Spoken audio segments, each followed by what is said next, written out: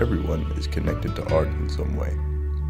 Whether it is by creating it or being surrounded by it, art has a way of impacting everyone's lives. But it starts when we are young. Teenagers are known for being creative and involved with the arts. But what inspires them? What makes them want to create art? And how do they see art compared to the rest of the world? I got into the arts in the 7th grade. It just happened spontaneously. Like, no one ever really encouraged me to do it. At that time, I only drawed comic book / anime characters because that's all I really watched at the time. Whenever I saw a certain picture or snapshot, I had to make my drawing look exactly like it. So when it never came out, I would just crumple it up, start over, but I could never imitate it to that degree. So I just said, if I can't complete it 100%, I'll just do it in my own style. So I not only finish it, but it gives me more of a sense of individuality. I was introduced to art through literature. My school was hosting a 25K reading contest, and there was a prize. I had a lot of free time, so I just thought maybe I should enter. I started to read a couple books here and there, but I started to enjoy the reading process. I ended up winning the contest. I just continued reading and I started writing my own short stories. Writing is important to me because growing up I was bullied sometimes, so I was very shy and I kind of kept to myself in my own solitary space. So when I wrote, I kind of wrote me as different characters doing different things in different worlds. And then through writing, I think I gained confidence to start opening up more to people, because if I'm writing about a character being confident, I guess somewhere inside me I was confident too, so there was no point in being shy and reserved. In 3rd grade, when this 4th grade girl bullied me, she used to take my artwork and, throw it, but I didn't really let that bother me because I didn't care really if she said my art was bad, because I knew I was good at it. To overcome my fears of letting people not bother me, it was difficult, but over time I did learn to not listen to what people had to say about how my drawing was. And I entered this art competition at the Poughkeepsie Library.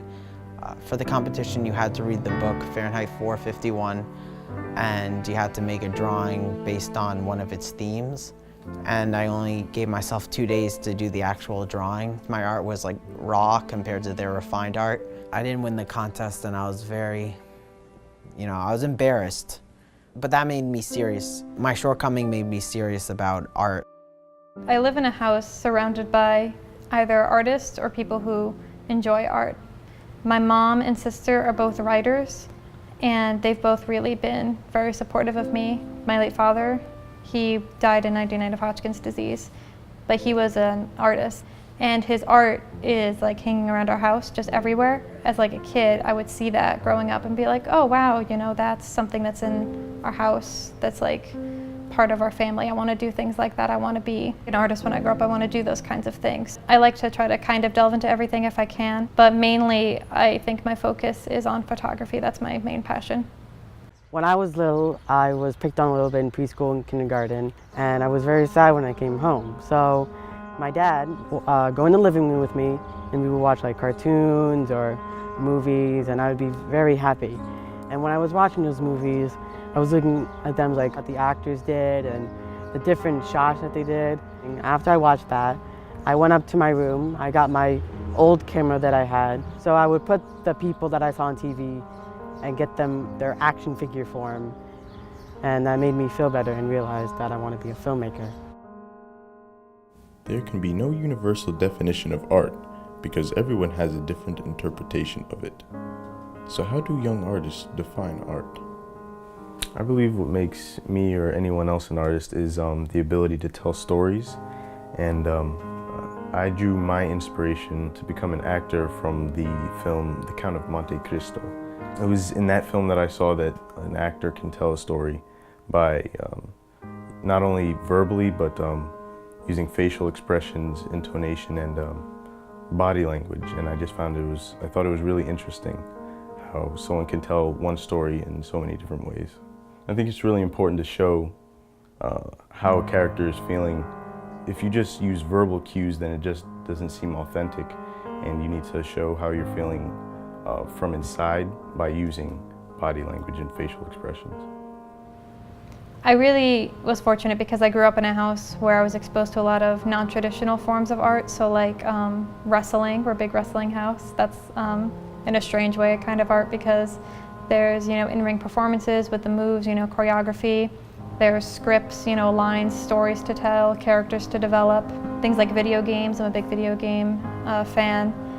Those are like interactive art, people will make character designs for them, they'll write the scores, they gotta make the story. So that's a kind of art in its own, but a lot of people, don't see video games as art, they just see them as a hobby. I think anything can really be art, honestly.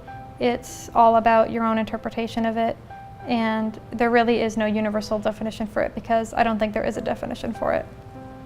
When I listen to music, music just gives me a whole nother perspective of what I see. Like when I put in music, everything changes. The ground changes, the whole world changes, just everybody changes, everybody's just so happy. Music is just the life of everything, if you ask me. Music puts me in my own world because it just takes me out of a whole lot of things that I don't want to be in. Like if I'm in a comfort zone that I don't want to be in, it takes me out. If I just put my headphones right in, I just take everything out and I just listen to the music. Music, it's just everything. Imagine your life without art. How would the world look different? Would your life still be interesting? How would you change as a person? My life would probably be the same as the shy little kid who didn't want to talk to no one. I was probably just stay in the house all day, but now that I know that art is in my life, I now could get out there and go around people more and further my career and things. But without art, I don't think any of that's possible. To be honest, I don't know. I don't know where I would be without art right now. I really don't know where I would be at right now because music just inspires me to do better all the time. So if I'm feeling down or I feel like I just want to give up on something, I just listen to music and it just brings me back up and inspires me to do what I need to do. I'm always creating, so if I wasn't doing that, my brain would be like silent all the time. I would be like a mindless zombie or like a robot. I wouldn't do anything, and I wouldn't be human. If the arts didn't exist, I wouldn't be human. Whether it just happened spontaneously or been in their lives since they could remember, whether it has been used to overcome or to change perspective and escape, whether it inspires you or others, when art enters a youth's life, it takes effect. Maybe you don't notice it at first, and maybe art won't be a lifestyle you choose, but art puts you in the moment, and that moment may last a lifetime.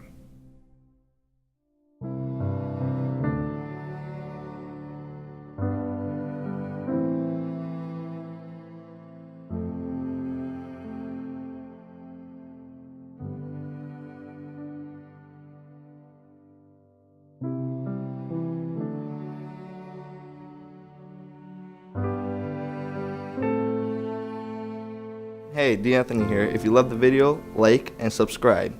Fun fact, my favorite cereal is pancakes.